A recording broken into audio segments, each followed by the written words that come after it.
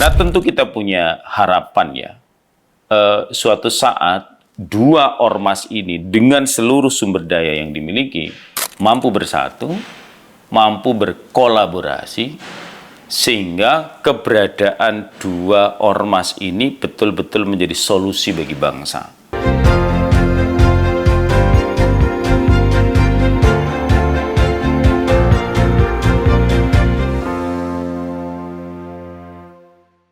Halo teman-teman, kalau kita ngomongin Islam Indonesia, tampaknya memang kita nggak bisa lepas dari dua ormas ini ya. Satu Muhammadiyah, yang kedua NU, Nahdlatul Ulama. Kenapa kita nggak bisa lepas dari keduanya? Ya, yang paling mainstream nih, yang kebetulan juga kalau kita ngelihat dari sisi usia keduanya, ini paling tua. Muhammadiyah lahir 1912, kemudian NU lahir 1926. Banyak organisasi yang seumuran dengan keduanya itu yang hari ini mungkin sudah hilang, mungkin sudah mati, tapi ada juga yang tetap bertahan, hanya tidak sepopuler kedua ini.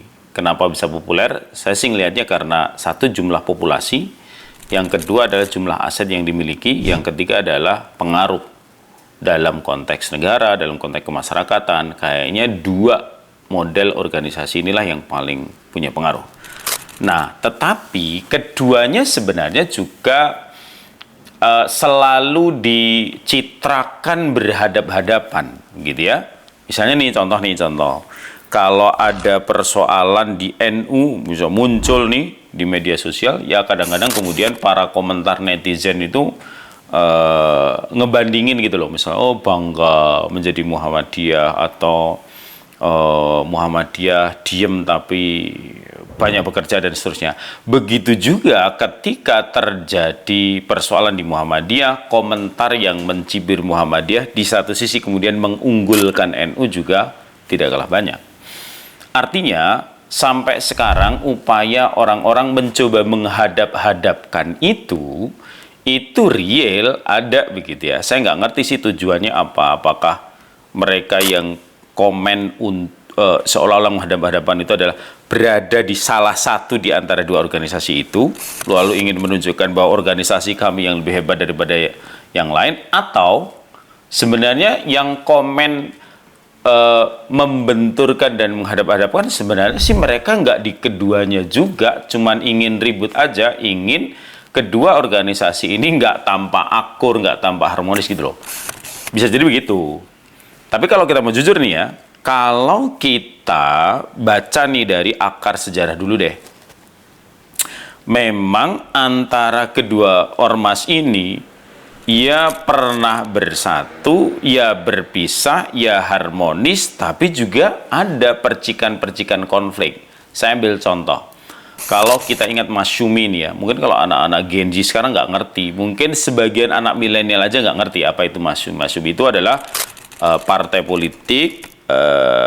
Masyumi itu kepanjangan dari Majelis Syuro Muslimin Indonesia yang pernah ikut pemilu pada tahun 55, pemilu yang pertama, dan suaranya adalah suara kedua terbesar yang kemudian emang dibubarkan. Nah, kebetulan di dalam Masyumi itu dulu Muhammadiyah dan NU pernah jadi satu di dalamnya sebagai anggota istimewa, tapi kemudian NU keluar mendirikan partai sendiri.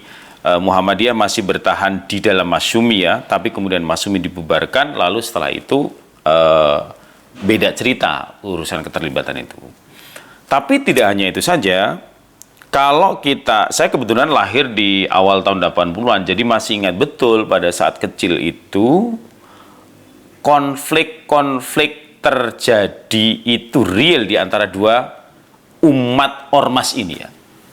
Dan kadang-kadang persoalannya sih persoalan simpel sih. Lu kunut atau enggak kunut, lu trawehnya 11 atau 23, sholat idnya di lapangan atau di masjid, lebarannya duluan atau belakangan, kamu 3 hari atau enggak, 7 hari atau enggak, yasinan tahlilan atau enggak. Jadi konfliknya adalah konflik-konflik yang kalau dalam istilah fikih sebenarnya itu persoalan furu'iyah ya, bukan hal pokok.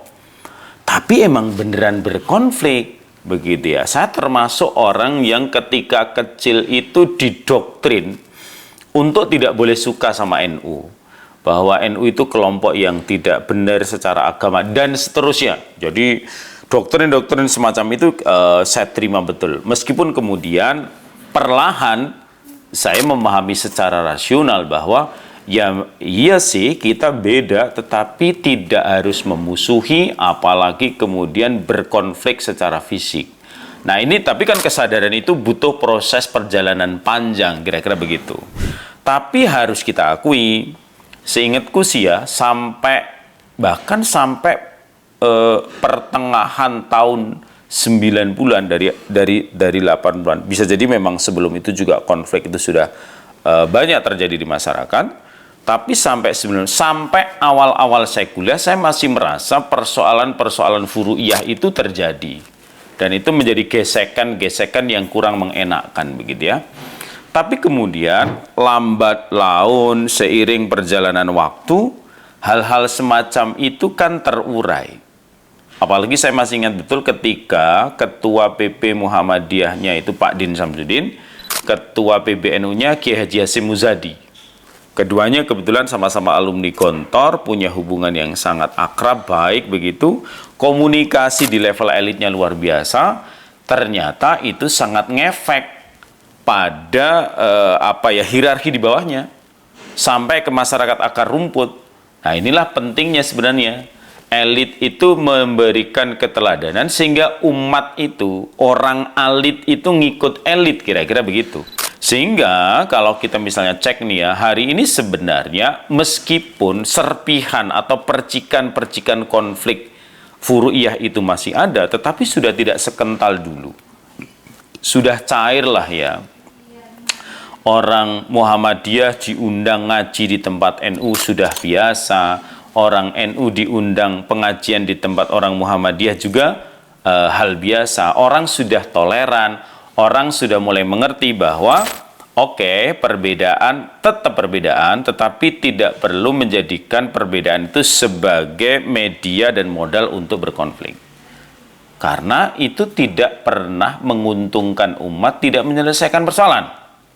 Tapi harus diakui ya, medan perselisihan itu dari persoalan-persoalan furu'iyah itu bergeser pada persoalan politik, gitu ya.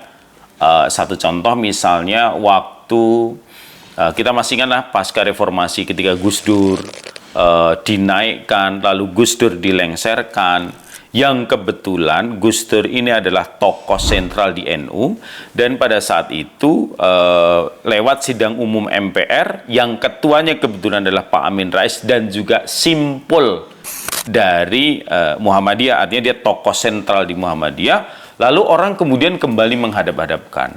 Tetapi konteks penghadap-hadapannya itu sudah berbeda.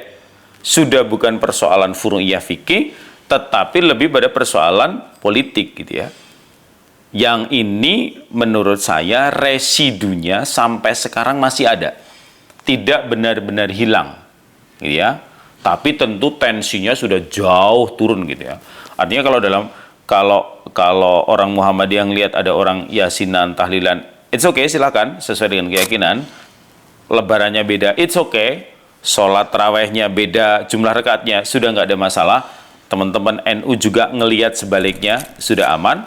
Tapi memang dalam konteks politik tampaknya belum bisa disatukan. Ada seorang pengamat ya saya lupa ini namanya, tapi salah satu yang mengatakan itu dulu dosen saya di pasca sarjana, namanya Profesor Siswanto Masruri. Beliau ini guru besar UIN Jogja.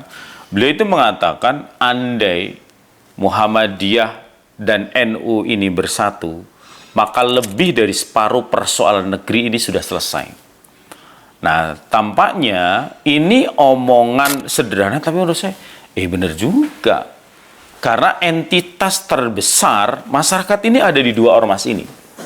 Ya, tapi memang menyatukan keduanya dalam konteks pilihan-pilihan politik itu tidak sesederhana yang kita bayangkan. Memang butuh waktu dan proses yang agak panjang. Tentu saja dalam level elit barangkali it's okay. Tetapi pada level sekali lagi, masyarakat grassroots ini hal-hal yang masih butuh waktu lah, kira-kira begitu. Nah, kemudian orang juga masih mempolarisasikan Muhammadiyah dan NU itu misalnya modernis dan tradisionalis, rasional dan doktrin, kira-kira begitu kan. Sebenarnya ini tidak salah juga kalau kita kemudian ngelihat hasil produknya nih. Misalnya kalau Muhammadiyah produknya adalah perguruan tinggi, kemudian rumah sakit dengan aset amal usaha yang sangat maju.